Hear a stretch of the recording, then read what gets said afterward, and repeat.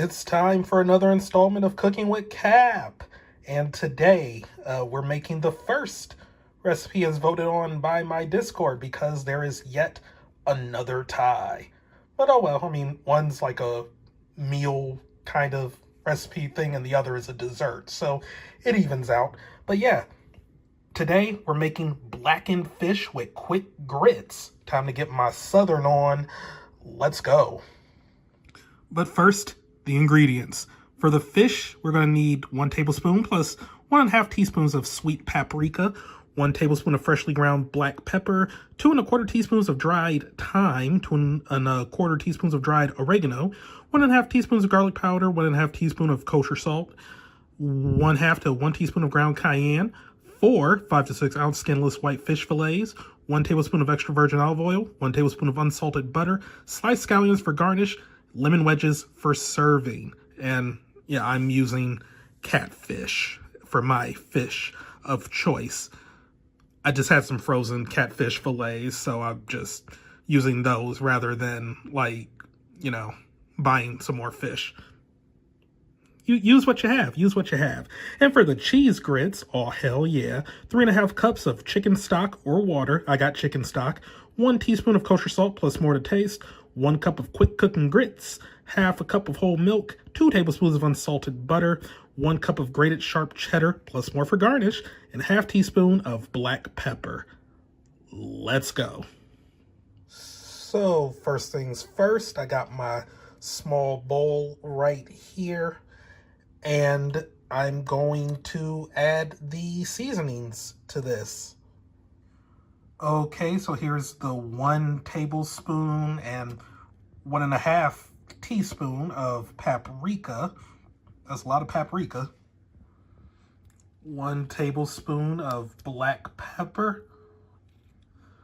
2 1/4 teaspoons of thyme. 2 1/4 teaspoons of oregano, 1.5 teaspoons of garlic powder,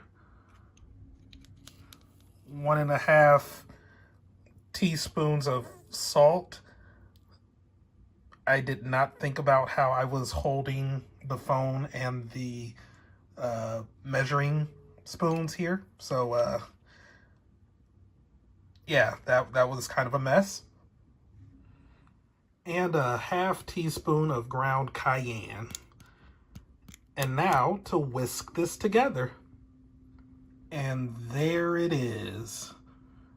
I am about to sneeze. There is a lot of pepper in the air right now. Okay, so I've patted all of my fillets dry. I got 6 in total. Some of them are a bit smaller than like 4 to 5 or 5 to 6 ounces. So yeah, it's probably going to average out in the long run. But yep, I'm going to generously season both sides of each fillet, reserving the remaining seasoning for another use. And then we're going to allow the fish to sit for 15 minutes at room temp. And there's the fillets all seasoned up. And yeah, I still got some seasoning left over. So yeah, probably just going to transfer that to like a little Ziploc bag or something to use for later. But yeah, anyway, going to let this sit for 15 minutes. And while that's sitting, I'm going to go ahead and get started on the grits. Okay, so I got my saucepan here and I'm pouring in the chicken stock. I'm using unsalted chicken stock. And to this, I'm adding a teaspoon of salt, and I'm going to bring this to a boil. And once it's started boiling, I'm going to whisk in the grits and then reduce the heat to maintain a simmer. And there it is with the grits whisked in, and I got it lowered a bit so it can just settle down into a nice little simmer for 5 minutes. Okay, so it's thickened up a bit. So now I'm about to stir in this here milk and the cheddar cheese. And here it is. I've also just sprinkled in a little more salt and pepper for taste.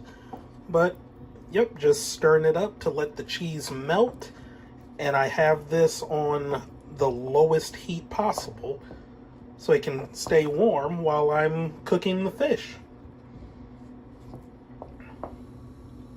Alright, I got my cast iron ready, and I'm heating the tablespoon of butter and tablespoon of olive oil over medium high. Now I am going to be working in batches, but yeah, I'm going to add the fish fillets once this is heating up a bit and cook until the spices are darkened and aromatic, and the fish flakes easily with a fork. 2 to 4 minutes per side. And there's the first 3 just cooking.